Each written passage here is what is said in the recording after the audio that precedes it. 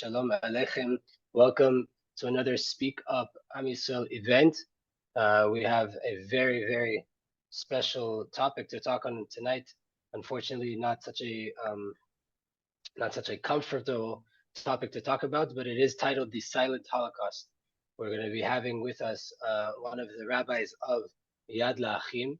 His name is Rabbi Yoav Zeev Robinson.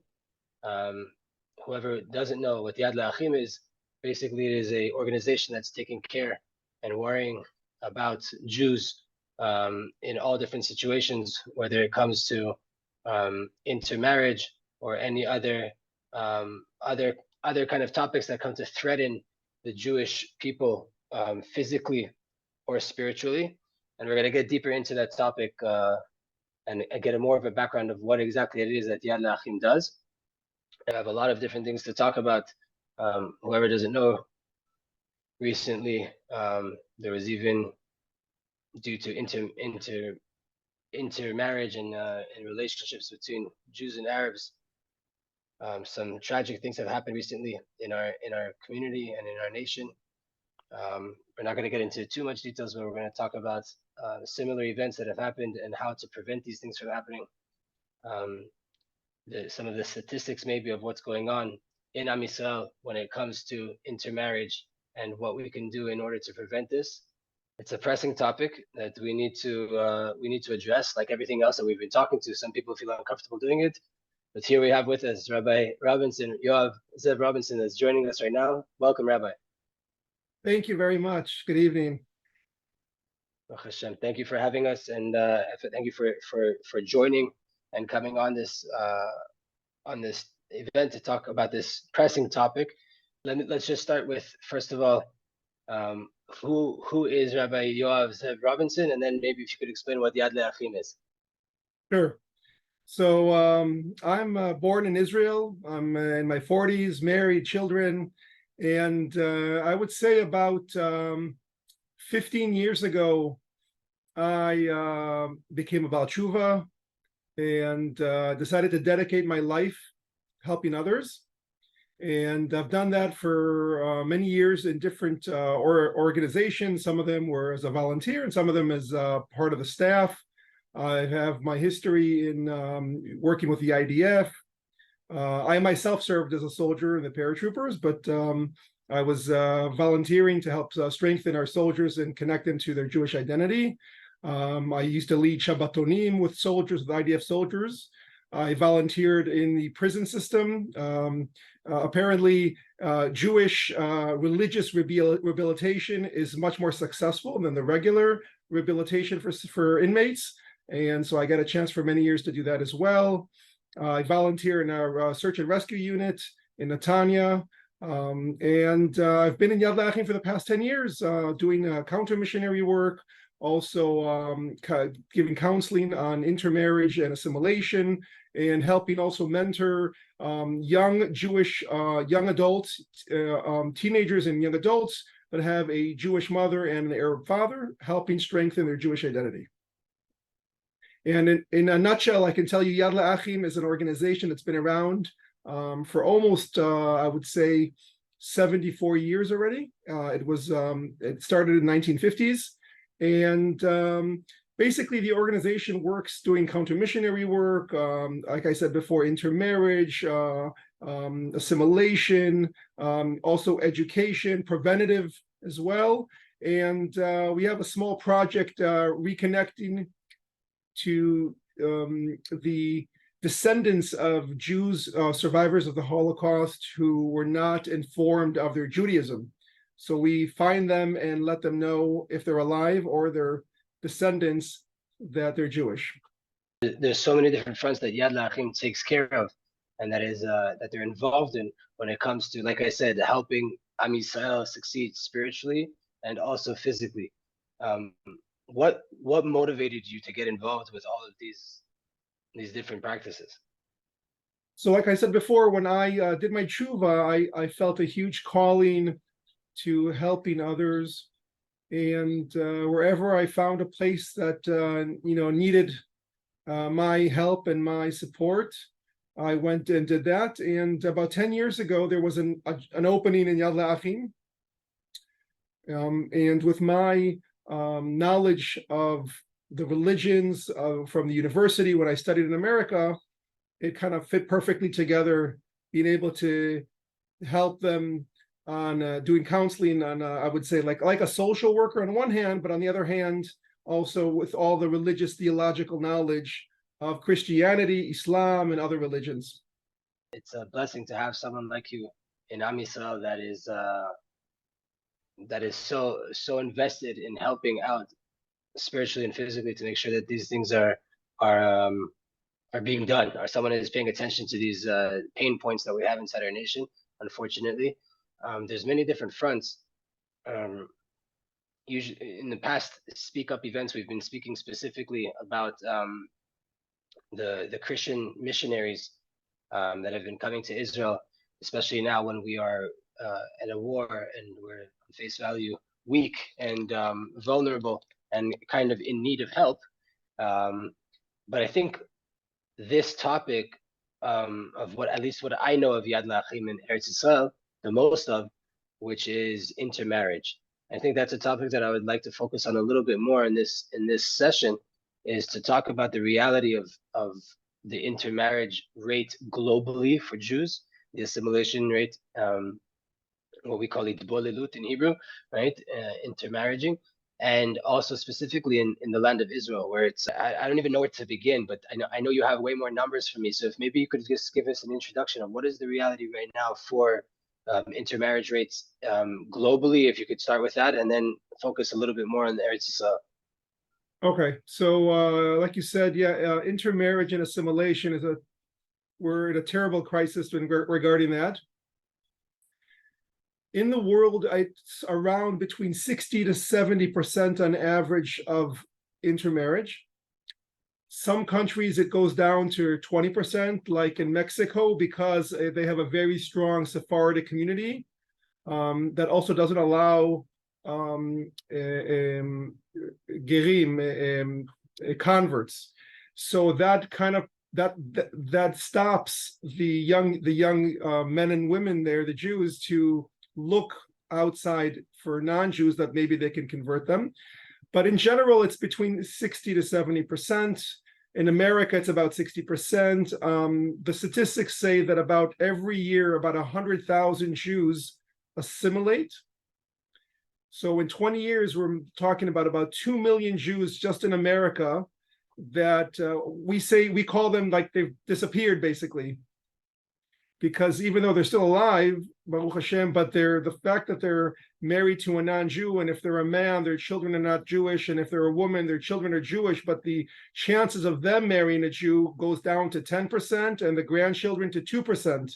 So it's really just a disappearing of Jews, and it's a big number when you think about it. 2 million Jews in America in 20 years. That's a third of the Holocaust. The Israeli Prime Minister Golda Meir called assimilation the silent Holocaust. That was her phrase. I didn't know that it came from her, but I personally, when I decided on this name, I had to fast approval of the Rav as well, so that we'd be able to use a name like this for an event. But I knew personally that there is no name more fitting for an event like this to talk about intermarriage than the silent Holocaust. Why is there such a let's say a negative taste to this phrase, the silent Holocaust? It's causing the future generation to disappear. And if you think about it, what Hitler wanted was to destroy the Jewish people. If we're not bringing Jewish children into the world, there's no continuity. So in a certain sense of the word, we're continuing the Holocaust by not bringing those children to the world. So I mean, it sounds like an extreme phrase, but when you think about it, in 20 years, 2 million American Jews are going to disappear. That's a scary number. And after what happened to us in the Holocaust, and after all of the years of the pogromim and the devastation, Jews should bring into the world many children, And even if you're not religious, just for the sake of winning the war against Hitler, have many children. Show the Nazis we're here to stay, and we're bringing many children into the world so we can, counterbalance the loss of 6 million. I'll just add one more thing. There was a study done on the survivors of Oskar Schindler was a non-Jew who saved about 1,200 Jews. Several years ago, they counted how many descendants from those 1,200 years are alive today. There was about 12,000. That means that for every one Jew he saved, they had another 10 descendants living today. And when you think about it, that's not a lot of descendants. That means that every child had 1 or 2 children, and their grandchildren had 1 or 2 children, and that got to 10. At the end of World War II and the Holocaust, there were 11 million Jews in the world. If we implement the same statistic that we did for the counting of Schindler's survivors, there should be 110 million Jews in the world today. But there's only like 15 million. So the question is, where did like 95 million disappear? Intermarriage, assimilation, that's the answer. It hurts to even hear these numbers and to think about what could have been and how much faster the Geula could have came if we had that many more Jews doing mitzvot and being connected to Hashem and bringing light to the world. And what about in the land of Israel? In the land of Israel, it's a little bit more of a crazy situation, I'll say that, because the people that on face value that are being intermarried with are outright our enemies. They're people that literally want to slaughter us, and they don't hide it, and they say that they want to kill us, right, as a nation, right? And here we have the last numbers that I heard years ago were 60,000 couples a year between Arabs and Jews. I don't know if that number is right. The rabbi can correct me or not, but it's a little bit of a different situation between John getting married with Shlomit in America, right? Or Rachel in America getting married with John. Here it's Muhammad and Rachel, right? And it's a little bit different when it comes to life and death situations, obviously, with the differences between Islam and Christianity as well. Islam being a much more for lack of a better term, hands-on relationship when it comes to the marriage. And what is exactly the situation here? So in Israel, like you mentioned before, the assimilation right now is about 10%. If you compare it to the world, it's a small number, but if you think of the fact that we're talking about Israel, the land of the Jews, there shouldn't be any assimilation. The numbers say that there's between, like you said, 60 to maybe 100,000 Jewish women with Arabs. It's very difficult to know the exact number, because if they convert to Islam, then they're no longer recognized as a Jew, and then the statistic doesn't count them. If they don't get married, then the statistic doesn't count them either. Can we just drill? I'm going to stop the rabbi just to focus on that point. Why is it that they are not recognized as Jews when halachically they are?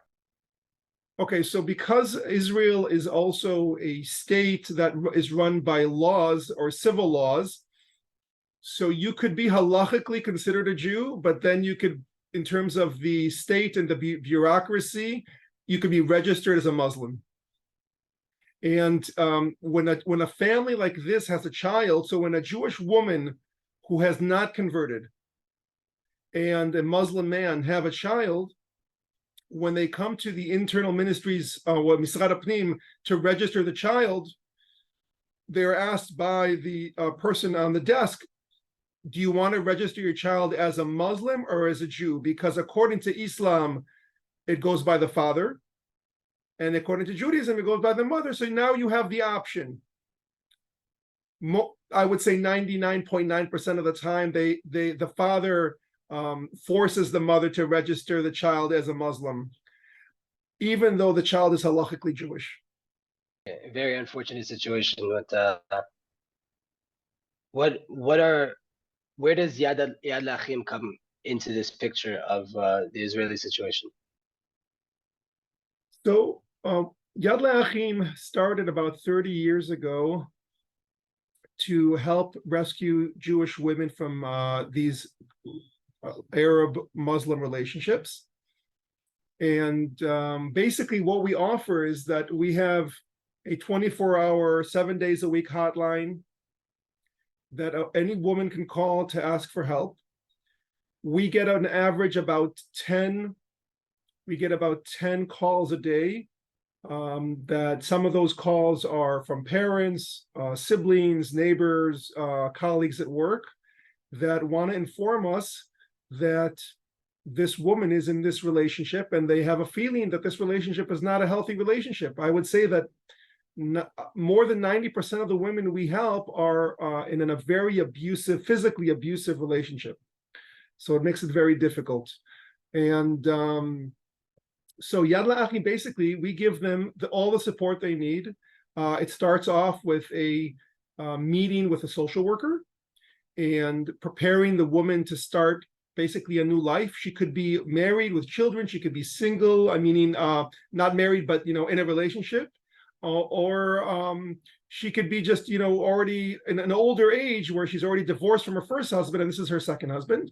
And in all cases, we are there to help. And basically, the social worker starts to formulate a plan with her to help her prepare for this move, leaving her old life and starting a new life.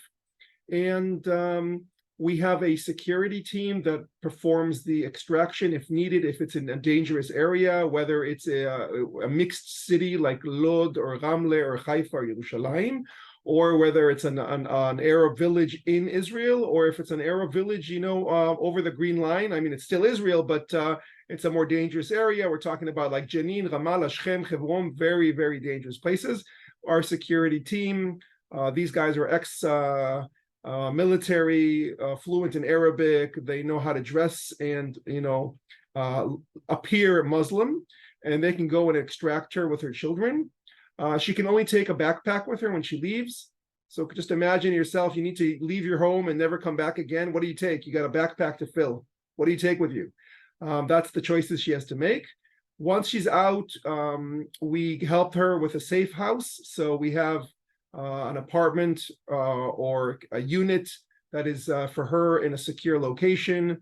And basically, we furnish it. We bring the children new clothing because they left with nothing. So new games, new clothing, new furniture. Usually we have like an adoptive family that helps them, invites them for Shabbos and comes in every couple of days to see how things are going. And we have a lawyer to basically help with the divorce. Usually we go to the police station to basically testify about the violence, and therefore the husband usually gets arrested and there's like a restraining order. And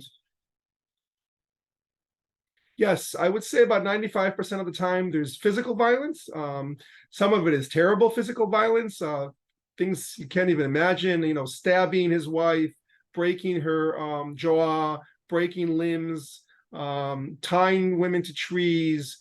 We had a woman who was put in a machsan, in a storage facility outside in the baking sun for 3 days with no food. She almost died. Real terrible things. And if there and for the few percent that don't have physical violence, but they have emotional violence, financial violence, other really bad stuff. So it's a very, very abusive relationship, and we're there to help. And the support comes, like I said, in all forms. We help them find a job. If she wants to learn a profession, we'll help her do that. But basically, our mission is to get her on her feet, to make her feel independent, to make her feel like she can, go out and work and make a living and make something of herself. We help her, if she's interested, we help her to reconnect to her Jewish identity, whether it's coming to a Shabbaton. We do twice a year a Shabbatons for these women. We've helped over the years more than 6,000 families. And we're in touch with many of them. We still are in touch with them because the support we give them is probably for the rest of their life. They're going to need our support after what they went through. When I say support, I mean it could just be even just talking on the phone once a week, before Shabbos with the social worker, and getting strength to deal with continuing living. And the children get tutoring, so most of the children coming out don't speak any Hebrew. So we need to teach them Hebrew. We need to teach them about Judaism and bring them up to the level of the class that they're in, so they can, easily be incorporated in the classroom, in the Israeli Jewish classroom. It's such a mind-blowing thing to even fathom that we have potentially 60 to 100,000 women of our sisters, of our daughters, living this reality, bringing children into the world as well, and whoever knows how many kids that is, right, that are growing up as Muslims, and potentially, I know in the IDF I experienced arresting Palestinians, and I was told that kid that you just arrested, he's Jewish, and he was technically being arrested for terror. He's being arrested for terrorism, and he's a Jewish kid. His mom Right. is Jewish, and she's. I'll tell you something that happens a lot. When you see Palestinians throwing stones, you can bet yourself that at least one of them in the first line, the first row, he's a Jew.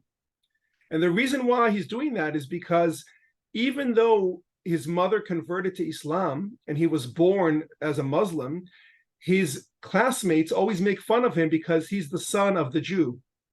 Right, his mother, even though she converted to Islam, she's still always called by them as a Jew, which is halachically right. She still is Jewish, and therefore, socially, he has problems. And he needs to prove himself to his friends that he's more Muslim than they are to be accepted socially. So a lot of times, the ones standing in the first line throwing stones at the IDF soldiers are Jewish.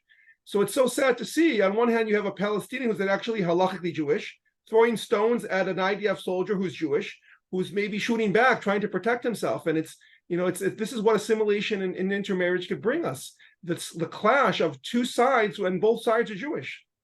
It's very sad. It's mind blowing. It's mind blowing. We're gonna get to B'ezrat Hashem what advice Yad L Achim and specifically the rabbi has for people in general, or women in this situation, to help themselves to prevent this from getting to this point. But I just wanted to talk about, I was listening to an interview about a woman, an Israeli woman that was being interviewed on a Wutzar by Israel, channel 14 here in Israel. And she was talking about how Yad L Achim saved her and her 3 children and took her out. She was next to Har Bracha, and how she was saved in a situation there. And she was saying one of the points that struck me. She said is from the charm that these Arabs have towards the Israeli girls, the charm that they come with, and then the dating, and the Jewish girl that feels like she's like on a certain level a rebel, and that no, everybody's one. We're all just one people. There's no difference between us and the Arabs. We can all just, what's the problem of us dating? And from the charm of the courting to the dating to the being married and then immediately being abused was so fast that she was so stuck, and she was so caught up before she even realized what was going on, and that because she had gone on this rebellious path of Arabs are good people and we can get married to them, there's no problem here, then she had to kind of continue this lie, or not this lie, this fantasy that she was telling her family, right? That she wanted to make it work, and she had to make it work, and sooner or later she found herself with 3 children and being abused nearly every single day, and her children being abused, even though they were the sons to this father. Like you said, they were the sons of a Jewish woman, even though she had converted, right? So how often is the situation that bad? Like how if you had to give an average, how long into the relationship is it that Yad L Achim is actually able to do something? So first of all, I should mention that we also do preventative lectures. So we have several social workers and the women who give lectures, who go from school to school talking to young women, mostly in high school. And this is our way of preventing a lot of situations by informing the girls and these young women of the risks with these relationships and how to be careful and how to watch out if one of their friends starts this kind of relationship. So I can tell you that these relationships or this problem affects all groups. We're talking about secular, religious, and even Haredi, frum. So it happens in all places. And the more there's an awareness, that the more that we can help prevent it. So that's one thing. Regarding your question on when can YadLAchim step in? So we can step in from the beginning, before she even met him. If she tells her friend, "Hey, I'm talking on Instagram or on, I don't know, on Facebook or on TikTok or on WhatsApp, I'm talking to this Arab guy," we can start there already. It's never too early to get us into the picture, because the sooner we're involved, the easier it is to stop and to help her and to help them realize that this is the wrong direction she should be going into. But I can tell you we've helped as young as 12-year-old girl and until a woman in her 70s. So all ages. Wow. Okay. And I can tell you that this happens more in the north and the south of Israel, so less in the center of Israel, more in like the peripheria, or the cities where there's a little bit more hardships financially, or maybe there's more Arabs there, Bedouins in the south, or Arabs in the north, and it usually affects, I would say, a lot of times younger women who have maybe some issues with self-esteem and confidence.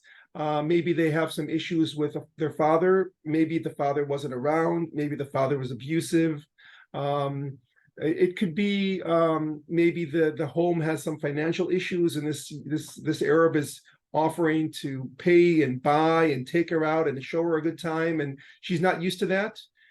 It could be a young girl who's in a very large family of 12 children, and she's in the middle, and the parents aren't giving her all the attention she feels she deserves, and she's just looking for someone to look out and see her and say hello and give her some attention. And a lot of the places that are risky are like construction sites, hospitals, where some of the staff, like I said, is Arab and Jewish. On the buses, a lot of times bus drivers could try to start a relationship with a young student. Maybe she's on her way to high school, and every day same route, and so there's places of more of risk. But because of the social media today, really everybody's at risk, really, because you can get in touch with anybody everywhere at any moment. So that also causes a big problem. I was going to ask, how did social media in this generation that we find ourselves in, with everything being at the touch of a hand, how has that changed the game for YadLAchim? So I can tell you that because of social media, there's more of this happening. There's more of these relationships forming because of that. Where before pre-social media, you actually had to go out in the world physically and look for this girl and start talking to her and buy her gifts. Today, the relationship begins already on the chat, and from there, it's already once she's convinced she wants to go out with him, then it makes his life easier. I can tell you that some of the reasons if you ask yourself, what is an Arab looking for in a relationship with a Jew? So first thing is that in the Arab culture and the Muslim religion, it is forbidden to have relationship before marriage. And that belief system, or that way of living, is embedded deeply in the culture, in the Muslim Arab culture, that even, I would say, secular Muslims, they still follow that. And every year in Israel, there's maybe 30 to 40 women who are murdered for disgracing their family. Honor murders. Honor murders, exactly. And usually the person murdering them is their brother or father or uncle or grandfather. It's their immediate family. So it's not an enemy from far away, but it's actually a killing of revenge to clean their name and honor, because the tribal reality is very powerful and strong in the Muslim Arab culture. And so to get married in a Muslim religion or in the Arab culture, you need to come with money to pay the father of the bride. Okay, so it's like you're paying to buy your wife, and that amount could be 150,000 shekel to maybe 300,000 shekel. Now, obviously, this varies maybe from place to place, but again, you have to come with a big amount of money. Now, an 18 or 19-year-old young guy who's not going to the IDF because he's not serving in the army, he doesn't have that money. Unless he comes from a very wealthy family, he doesn't have that money. Now, he wants to get married. He's at an age where he wants to date. And he just can't, because if he's going to date an Arab Muslim woman and he's not married to her, he's at risk of being murdered himself.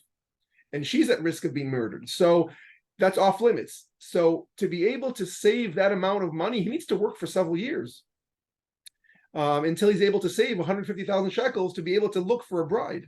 Now, another option, an alternative option for him was look at the Israeli Jewish culture and try to date there. So that's one of the reasons why they're focused on Jewish women. Another reason would be that maybe if they're Palestinian, maybe they want to get Israeli citizenship. So maybe they have some kind of, whether it's for terrorist reasons or just wanting to live a better life as an Israeli and not as a Palestinian. Another reason could be maybe they have a history in the jail, in the prison system. And when you get married and you're working, it looks like you're more normal, then there's a better chance that the police and the judicial system is not going to be hassling you.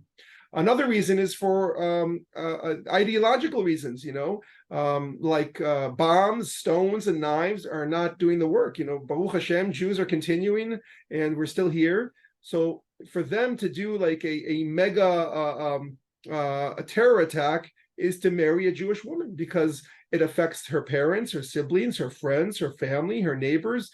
So many circles are affected by this negatively, that this is like a mega terror attack by just marrying a Jewish woman. And according to the Quran, the children that will be born are going to be Muslim anyway. So I'm bringing another person to become a believer in Islam. So those are the reasons why they might be looking for a Jewish woman. I also want to touch on the work that Yad L Achim is doing against missionary and Christian missionary efforts here in Israel.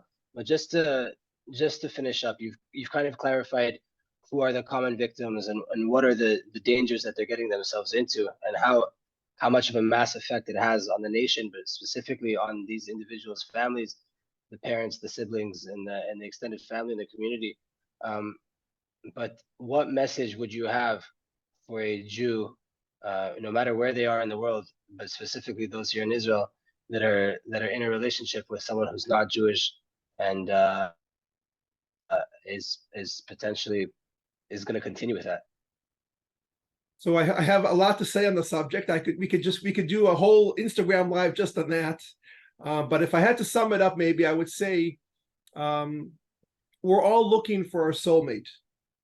Everyone wants to marry their soulmate. I think that's a common universal desire.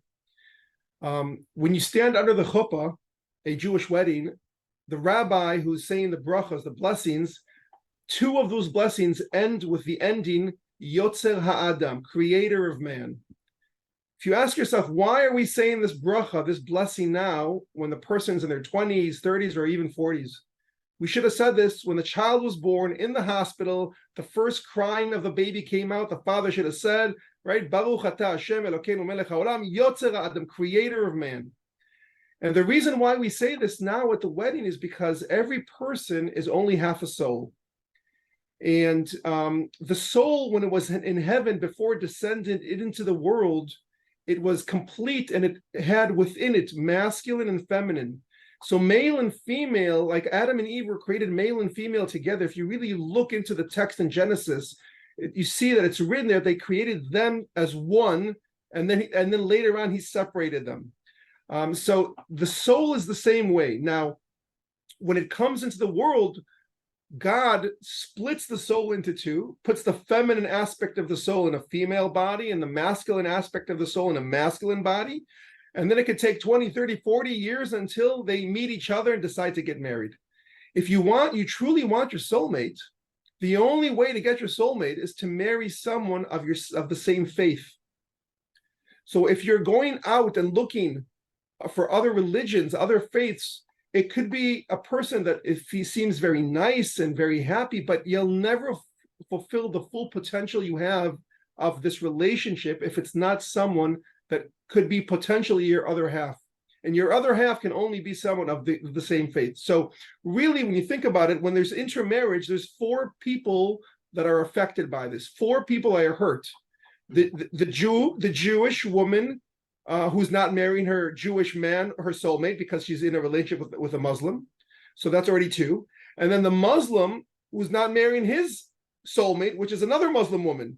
So we have 4 people affected negatively. And I can tell you that 85% of intermarriage, these marriages, intermarriage couples, 85%, this statistic comes from Pew Institute, 85% of them divorce.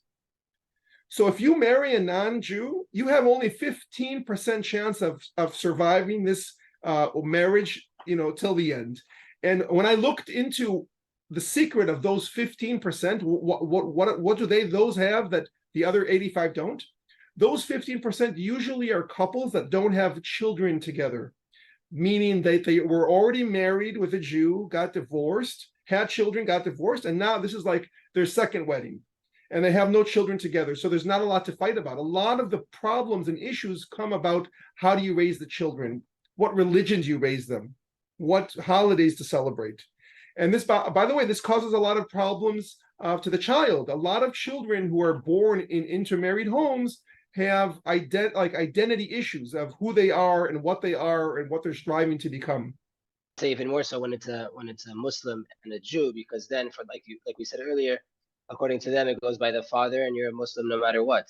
According to us it goes by the mother and you're a Jew no matter what. So it's like what exactly am I? What's even more so, and on top of that. The proof is that all of these women are always still looked at as the Jew, even if they accepted Muhammad Right. and Allah as supreme. They will always be the Jew by their mother-in-law, their father-in-law, their in-laws, and on all sides will always look at them as the Jew. They will never be accepted as a real Muslim, and those children will always also have a tainted reputation for coming out of a Jewish woman, right? So this is a crazy topic, and I personally would love to continue to talk about this because I think it's super important, and the numbers are astronomical. Like you said, 10% of Am Yisrael in Eretz Yisrael, that's a huge number in the whole entire world. Me personally, my father is Brazilian, and I have a connection to Brazilian Judaism, and there the numbers are well above 80% intermarriage rate, and it's a very, very sad situation that we're going through in our nation, but we can't not touch on the topic of the Christian missionary activism that's going on in Israel right now.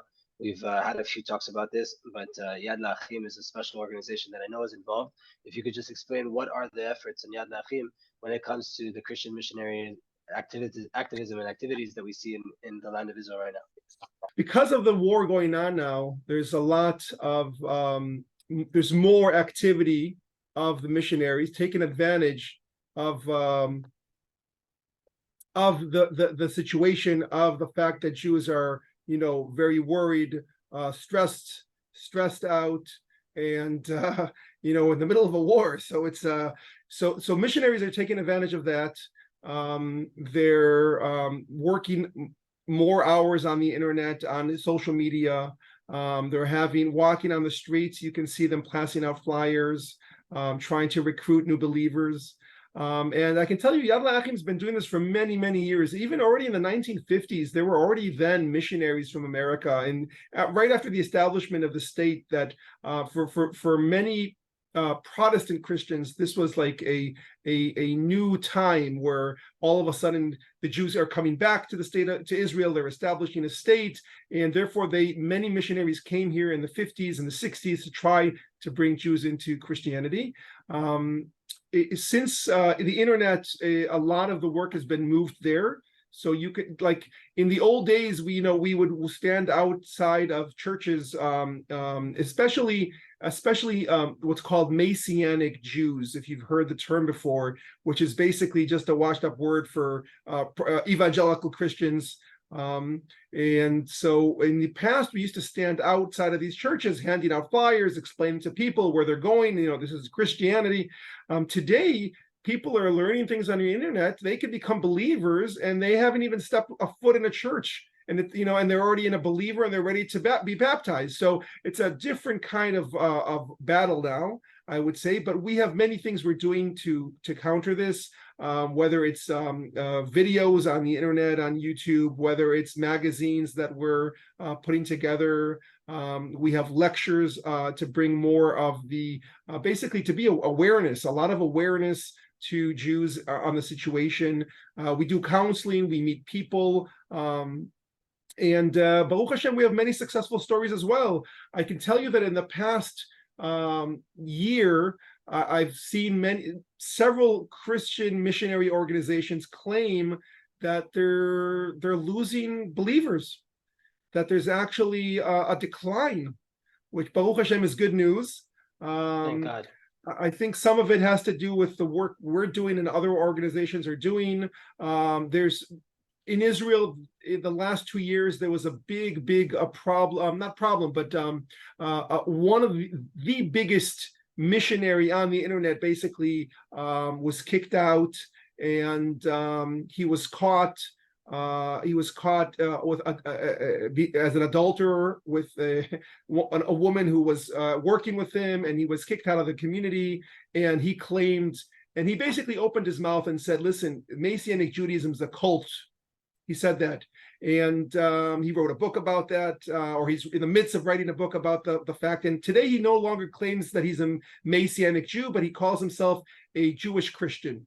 And he says that this Messianic Judaism is a whole bluff. It's a lie. It's a cult.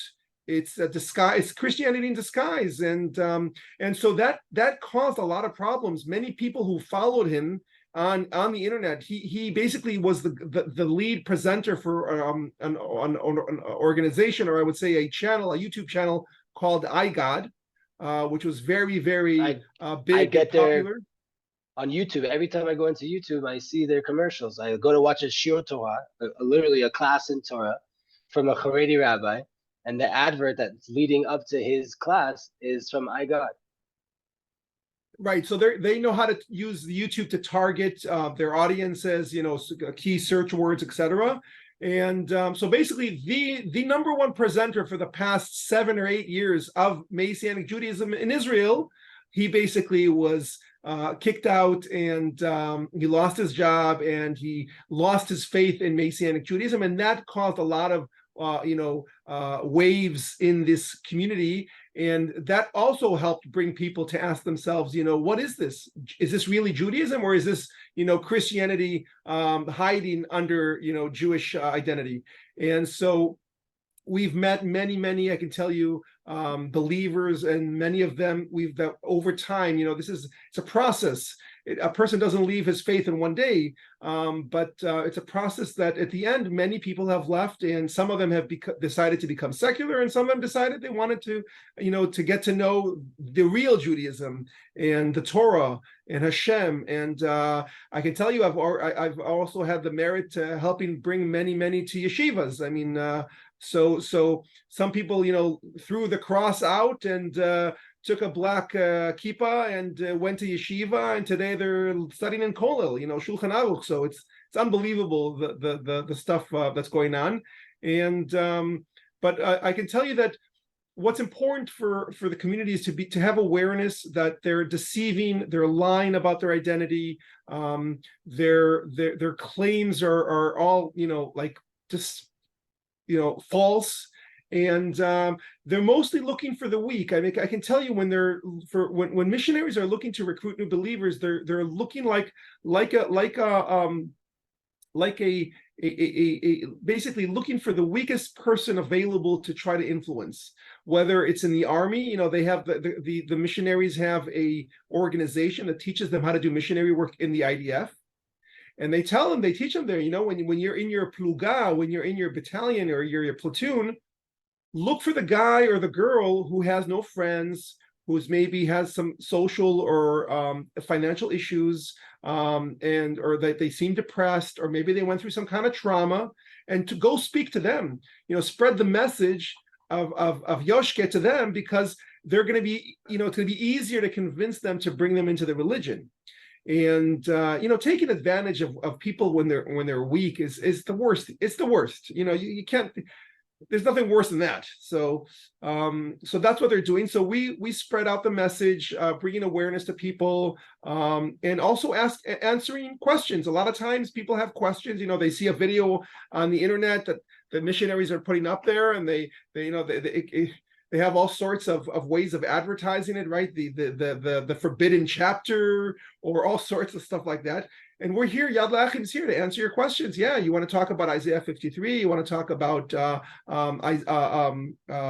Daniel 9, you want to talk about Jeremiah 30 and 31. I mean, whatever chapter, whatever verse you want to bring, YadLAchim is here. We'll talk, we'll show you, we'll teach you, we can learn it together. But the idea is basically to educate the believers in Yoshke to realize that their belief is a false belief.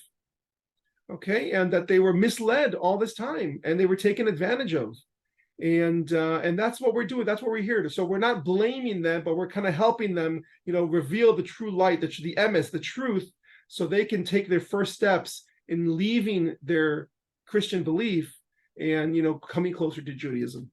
There's a certain sense of like taboo to talk about the fact that the help that we receive as a nation from a person with these intentions, with the intentions of bringing back a false Messiah and of spreading a false belief throughout the world and trying to convert Jews into Christians, that we shouldn't be as opposed to this help. For example, there's people that are coming here with large followings online, 4 million plus followers on Instagram, and coming here and making videos and spreading good word about Israel, and actually, on face value, coming off as a very friendly person, a very pro-Israel person, and doing an amazing job at explaining why Israel is a righteous nation and why we're not this evil genocidal apartheid state that everybody is screaming about us in the world. And here in the Speak Up events, we've kind of been very against this, obviously, because there's an agenda here. There's an intention that is hidden behind all of this nice Esav smiling face of the pig, right? And we say, right, the Edom is like the pig that they show themselves that they're kosher, but inside it's all rotten. Right. I'm asking the Rav now, maybe not necessarily YadLAchim's position, but the Rav, if the Rav could talk about this, what is the danger of receiving help from a Christian evangelical when it comes to him wanting to try to help Israel? Okay, so first of all, I want to make it clear that not all Christians that come to Israel are necessarily missionaries. So a missionary is someone who is basically trying to convert Jews into Christianity, in the fact that they're in Israel. There are Christians that come to Israel, and they might have an agenda, like you said, and they have an idea of what's going to happen in the second coming according to their belief, but they're not proactively going out there, handing out flyers, talking to people, or doing any of that. So first of all, I want to make sure that the audience realizes, our viewers, that you can't say that every Christian's a missionary, because it's not true to say that. But yes, they have all I'm assuming all Christians have an agenda, because it's following their belief system. They believe that Yoshke will come back when all Jews believe in him as Messiah. So this is what they want. This is what they're striving for. And that's, it's not going to happen. But yes, the halacha is, in terms of accepting money from a non-Jew, and it doesn't matter if they're Christian or other denominations, in general, the idea is that we should not be accepting money from anybody. Why do we need the help of someone else? Why can't we just get the help of Hashem, right? Our God in heaven. He's here for us. He's the master of all sustenance, right? He's giving us all the sustenance, so if we truly believe in that, we don't need help from anybody else. We just need to pray to Hashem to help us. And really, that's what every Jew should strive for, not to. And not only that, the halacha is even more than that. If you could avoid taking loans from Jews, even better. Everybody should be independent financially, because again, if you have complete faith in Hashem, then you don't need the help of anybody, and you should be. And we pray for this, and we say this, right? That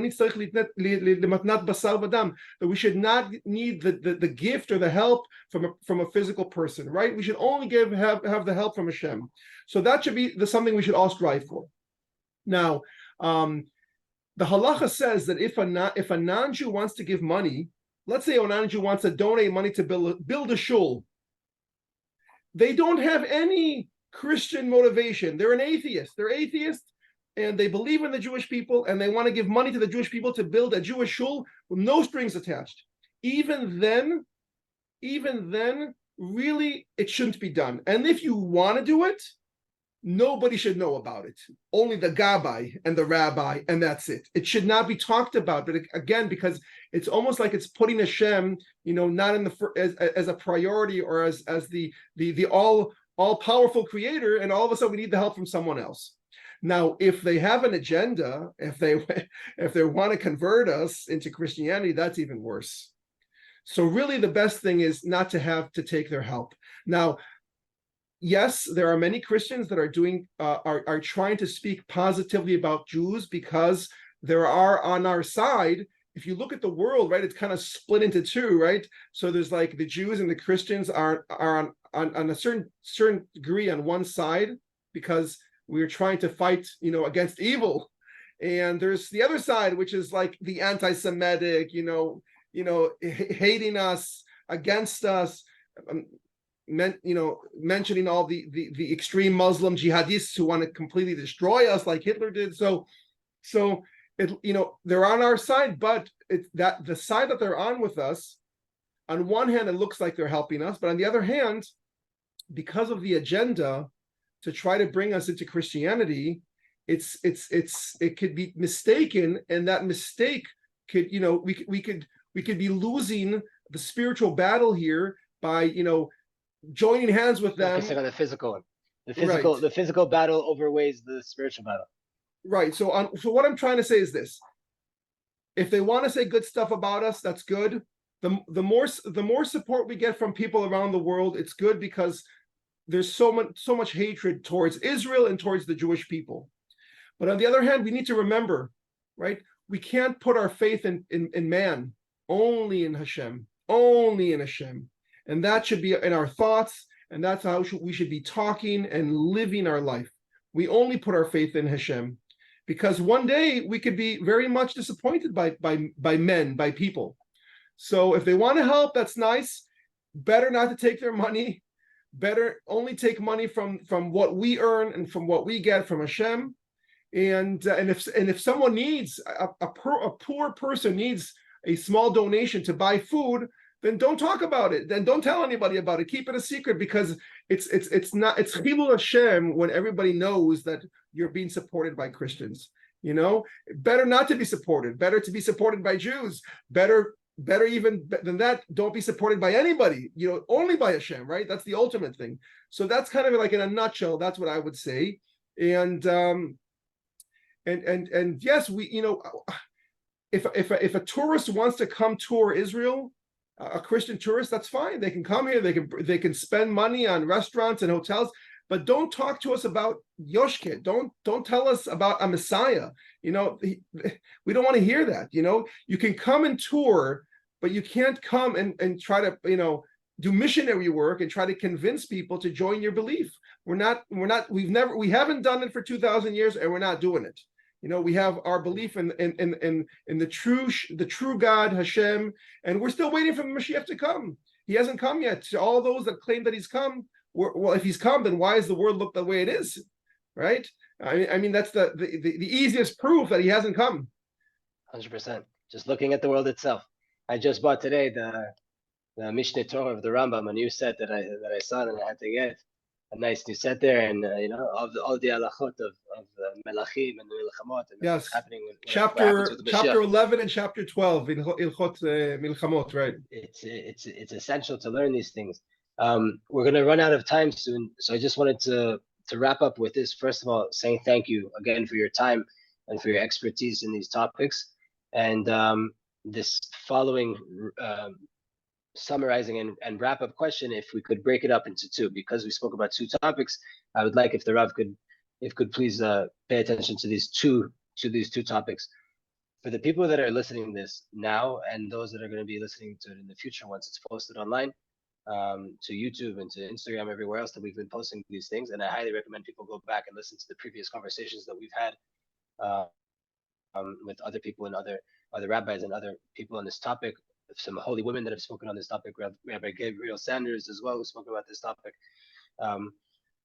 What is the Rav's message first for the viewers? Let's say a person like me, I'm married and there's no chance that I'm going to go get married with Fatima, right? But I'm a Jew and I care about my nation. What is the message for the people that have spoken, that are listening to this, that maybe need to be more conscious about the fact of intermarriage and assimilation? What is the message for the viewers when it comes to taking care of Am Yisrael and the idea of intermarriage, whether it's here in Israel or throughout the world? So I would say, if you're a parent, make it a big emphasis to educate your children that a Jew only marries another Jew. That there's no way in the world that a Jew can marry a non-Jew. That should be, from the beginning of life, you should educate your children on the importance of continuing the tradition, the belief, the Torah, the mitzvahs, the ideology of Judaism by ensuring that you will marry a Jew. And, if you look in the past, 60 years ago, 70 years ago, even in America, the secular Jews in America, they all marry Jews, or the majority of them marry Jews because that's what they were brought up with. Many Jews didn't keep Shabbos, didn't keep kosher, but they married Jews. That the parents educated them on that, and that was a huge emphasis. So that's to those that have children, make it an emphasis to teach your children how important it is to marry another Jew. For those that are not married, you should know, like we said before, if you want your soulmate, right? I have many other reasons why you should marry a Jew, but if you want your soulmate, if you truly want to bring bring out into the world the potential that your life could hold as a married person, it will only happen with the Jew. And the third message about this is that look around you. You have neighbors, you have maybe siblings, maybe you have friends that are in these relationships. Talk to them about this. You can contact Yad L Achim. We can give you information. We can talk to them about this, but don't ignore it. Don't say, well, it's their life, they can do whatever they want. They're gonna probably get divorced. 85% divorce rate. If you really care about them, talk to them about, before they get married, about the risks, about what's going to happen, about the children, about so many different things we can talk about why you should not marry a non-Jew. So maybe I can mention now that if anybody wants to contact Yad L Achim, our numbers in Israel is *9234, *9234. You can also find us on the internet, on our websites. You can email us, so you can contact. So we could be there to help you with that. So that kind of answers your question. What about on the side of doing something as a Jew about missionary activity and people that are getting interested in Christianity and other religions? So again, what's important is keeping yourself aware, making sure that those people that are interested in Christianity or searching, or maybe even have just questions, make sure you put them in touch with the people that can give them answers, that can teach them, that can show them. Don't ignore it. So if you have a neighbor who's interested in Christianity, don't ignore them. Contact Yad L Achim, put us in touch with them. We'll meet with them. We'll explain to them. We'll teach them. We'll educate them. We'll help them realize this is a false prophet, a false Messiah, a false religion, and we'll help them connect to the true religion, Judaism. So I think it's all about having ahava, love, having love, ahavatisrael, the love of Israel, caring for each other, and basically being sensitive enough to realize that you can offer help, being there to offer help, and putting the professional people like Yad L Achim in touch with a person needing help. Thank you very much for everything that you've done for Am Yisrael and everything that you do for Am Yisrael. Thank you for giving us the hour of your time to talk about this pressing topic. I personally, again, like I said, I have so many more questions, and hopefully we'll get back to it on another opportunity where we can talk together, whether it's recorded and live for the masses or it's just between the two of us. And yeah, thank you so much. You're welcome. Thank you for having me.